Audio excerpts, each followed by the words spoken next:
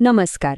આજે આપણે વાત કરવાના છીએ એક એવા મોટા નિર્ણય વિશે જે ગુજરાતના યુનિવર્સિટી પ્રોફેસરોની કારકિર્દીને હંમેશા માટે બદલી નાખશે.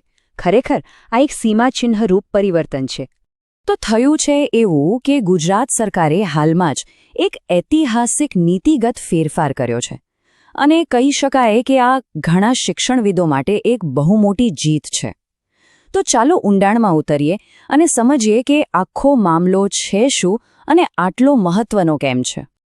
વાત એમ છે કે શિક્ષણ વિભાગે એક નવો પરિપત્ર બહાર પાડ્યો છે અને આ પરિપત્ર રાજ્યની યુનિવર્સિટીઓમાં પ્રોફેસર અને બીજા જે ઉચ્ચ સ્તરના પદો છે એની ભરતીના નિયમોમાં ધરખમ ફેરફાર લાવવાનો છે. જુઓ, આ કોઈ સામાન્ય સરકારી ફેરફાર નથી. આ માત્ર કાગળ પરનો એક સુધારો નથી. ઘણા લોકો માટે આ લગભગ 2 દાયકાની લડાઈનું પરિણામ છે. પોતાના હક અને માન્યતા માટેનો એક લાંબો સંઘર્ષ જેનું ફળ હવે મળ્યું છે. પણ સવાલ એ થાય કે આ આટલો મોટો મુદ્દો બન્યો જ કેમ? આટલી મોટી વાત કેમ છે? વેલ, એ સમજવા માટે આપણે જૂની સિસ્ટમમાં જવું પડશે. ખાસ કરીને પેલી ફિક્સ પે સિસ્ટમ અને એનાથી જે સમસ્યાઓ ઊભી થઈ હતી એને સમજવી પડશે. મુખ્ય જે સમસ્યા હતી ને એ આ ફિક્સ પે સિસ્ટમ જ હતી.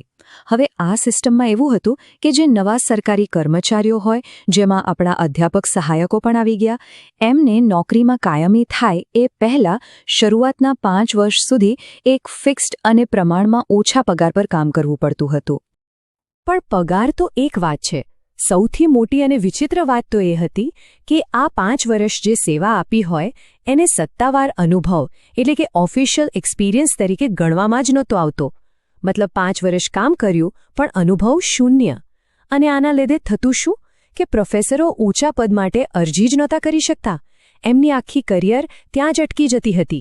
તો પછી આ જે અન્યાય થતો હતો એને સુધારવા માટે નવા સરકારી પરિપત્રમાં બરાબર શું વ્યવસ્થા કરવામાં આવી છે? ચાલો એ જોઈએ.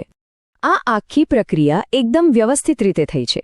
સૌથી પહેલા સૌરાષ્ટ્ર યુનિવર્સિટીના કેસમાં એક સકારાત્મક કાનૂની અભિપ્રાય મળ્યો. પછી એ જ કેસને આધાર બનાવીને શિક્ષણ વિભાગે એક સત્તાવાર પરિપત્ર બહાર પાડ્યો અને હવે આ નિયમ રાજ્યની બધી જ યુનિવર્સિટીઓ માટે ફરજિયાત બનાવી દેવામાં આવ્યો છે. અને આ નવા નિયમનો સૌથી મહત્વનો મુદ્દો એનો સાર બસ એટલો જ છે કે હવેથી ફિક્સ પગાર પર કામ કરેલો પેલો 5 વર્ષનો સમયગાળો એ માન્ય શૈક્ષણિક અનુભવ તરીકે ગણાશે. એટલે કે હવે એ સમય વેડફાશે નહીં. ઓકે, તો નિયમ બદલાયો એ તો સમજાયું, પણ આનો ફાયદો ખરેખર કોને કોને મળશે? ચાલો આ નીતિનો વ્યાપ કેટલો મોટો છે એ જોઈએ. આ કોઈ નાનો સૂનો ફેરફાર નથી. આ નિયમ રાજ્યની તમામ 14 મુખ્ય સરકારી યુનિવર્સિટીઓને લાગુ પડશે. મતલબ કે આની અસર આખા ઉચ્ચ શિક્ષણ તંત્ર પર જોવા મળશે. આમાં મોટી મોટી યુનિવર્સિટીઓ જેવી કે Gujarat university, MS university, Hemchandracharya ઉત્તર ગુજરાત યુનિવર્સિટી અને બીજી બધી જ રાજ્ય સરકારની યુનિવર્સિટીઓનો સમાવેશ થાય છે. ટૂંકમાં રાજ્યની લગભગ બધી જ પ્રતિષ્ઠિત સંસ્થાઓ આમાં આવી જાય છે. આનો સૌથી મોટો ફાયદો એવા અધ્યાપક સહાયકોને થશે જેમની ભરતી વર્ષ 2004 પછી ફિક્સ પેના ધોરણે થઈ હતી. એટલે કે છેલ્લા લગભગ 2 દાયકામાં સિસ્ટમમાં આવેલા હજારો શિક્ષણવિદોને આ નિર્ણય સીધી રીતે સ્પર્શશે. હવે સૌથી અગત્યની વાત, આ બધા ફેરફારનો એક પ્રોફેસરની કરિયર પર શું ફરક પડશે?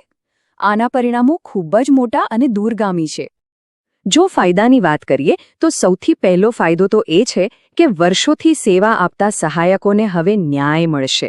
બીજું, એમના માટે ઊંચા પદો પર જવાની નવી તકો ખોલશે. અને એટલું જ નહીં, ભવિષ્યમાં ઊંચા પગાર ધોરણ અને ભૂતકાળના કામ માટે નાણાકીય વળતર મળવાની પણ શક્યતા ઊભી થઈ છે. ટૂંકમાં કહીએ તો આ નિર્ણય એ સુનિશ્ચિત કરે છે કે જે સમર્પિત શિક્ષણવિદો છે એમને હવે પેલા જૂના નિયમને કારણે પાછળ નહીં રહેવું પડે. એક એવો નિયમ જે એમના કરિયરની શરૂઆતના અનુભવને ગણતો જ નહોતો. ખરેખર લાયક ઉમેદવારો માટે આગળ વધવાનો જે એક મોટો અવરોધ હતો તે હવે દૂર થઈ ગયો છે. શિક્ષણ ક્ષેત્રમાં તો આ મોટી જીત મળી ગઈ. પણ હવે એક છેલ્લો અને ખૂબ જ મહત્વનો સવાલ ઊભો થાય છે. શું આ નિર્ણય બીજા સરકારી વિભાગોમાં કામ કરતા કર્મચારીઓ માટે પણ એક ઉદાહરણ બનશે? શું ત્યાં પણ આવા જ સુધારાની પ્રેરણા મળશે? આ એક વિચારવા જેવો પ્રશ્ન છે. લેટેસ્ટ અપડેટ 13 સાથે જોડાયેલા રહો. સાચા સમાચાર, સરકારી અપડેટ અને મહત્વપૂર્ણ માહિતી માટે ચેનલને સબસ્ક્રાઇબ કરો અને બેલ આઇકન દબાવવાનું ભૂલશો નહીં. Stay update, stay smart.